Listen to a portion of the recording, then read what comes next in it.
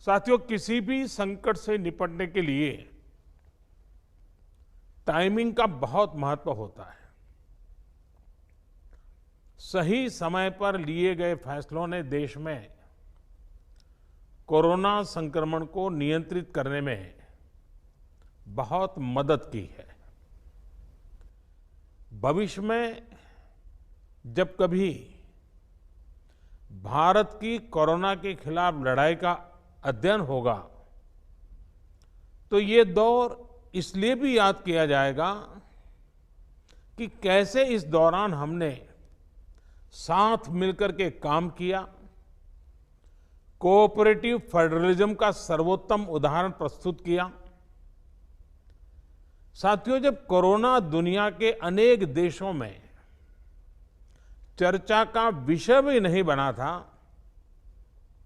तब भारत ने इससे निपटने के लिए तैयारियां शुरू कर दी थी, फैसले लेने शुरू कर दिए थे। हमने एक एक भारतीय की जिंदगी को बचाने के लिए दिन रात मेहनत की है। बीते हफ्तों में हजारों की संख्या में हमारे भारतीय भाई बहन विदेश से अपने वतन वापस लौटे हैं। बीते हफ्तों में लाखों की संख्या में प्रवासी श्रमिक अपने अपने गांव पहुंचे हैं।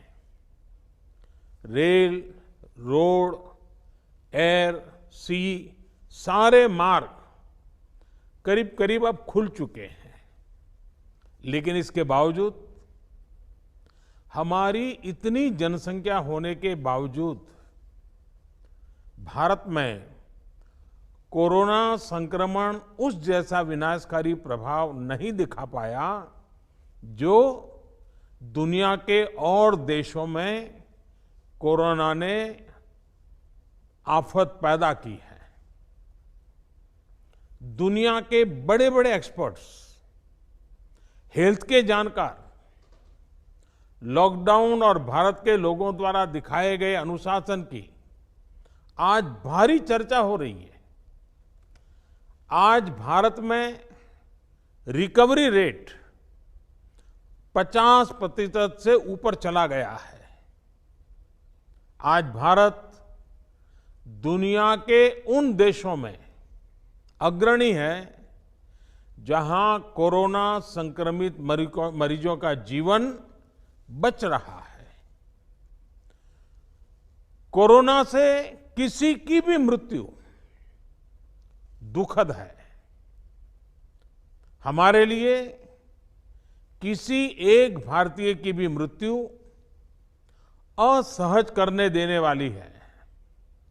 लेकिन ये भी सच है कि आज भारत दुनिया के उन देशों में है जहां कोरोना की वजह से सबसे कम मृत्यु हो रही है।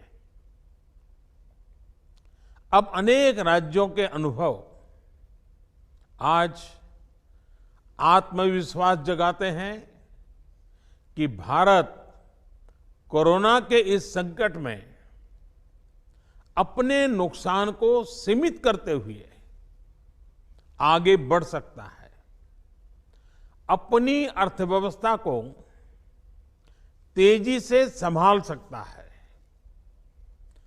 साथियों, बीते 2 हफ्ते के अनलॉक 1 ने हमें एक बड़ा सबक ये भी दिया है कि अगर हम नियमों का पालन करते रहें, सारे दिशा निर्देशों को मानते रहे,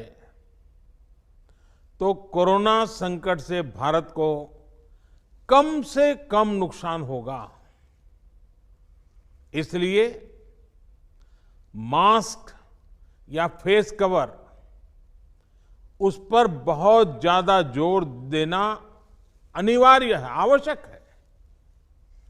बिना मास्क या फेस कवर के घर से बाहर निकलने की अभी कल्पना करना भी सही नहीं है। ये जितना खुद उस व्यक्ति के लिए खतरनाक है, उतना ही उसके आसपास के लोगों के लिए भी। इसलिए 2 गज की दूरी का हमारा मंत्र हो, दिन में कई बार 20-20 सेकंड के लिए साबुन से हाथ धोने की बात हो, सैनिटाइजर का इस्तेमाल हो, ये सभी बहुत गंभीरता से किए जाने चाहिए। खुद की सुरक्षा के लिए, परिवार की सुरक्षा के लिए, विशेषकर घर के बच्चों और बुजुर्गों की सुरक्षा के लिए ये बहुत जरूरी है। अब तक लगभग सारे ऑफिसेस खुल चुके हैं। प्राइवेट सेक्टर में भी लोग ऑफिस जाने लगे हैं। बाजारों में, सड़कों पर भीड़ बढ़ने लगी है। तो ये सारे उपाय ही कोरोना को तेजी से फैलने से रोकने में मददगार होंगे। थोड़ी सी भी लापरवाही, थोड़ी सी भी ढिलाई, अनुशासन में कमी कोरोना के खिलाफ हम सभी की लड़ाई को कमजोर करेगा। और इतने दिनों की जो तपस्या है उस पर पानी फिर जाएगा।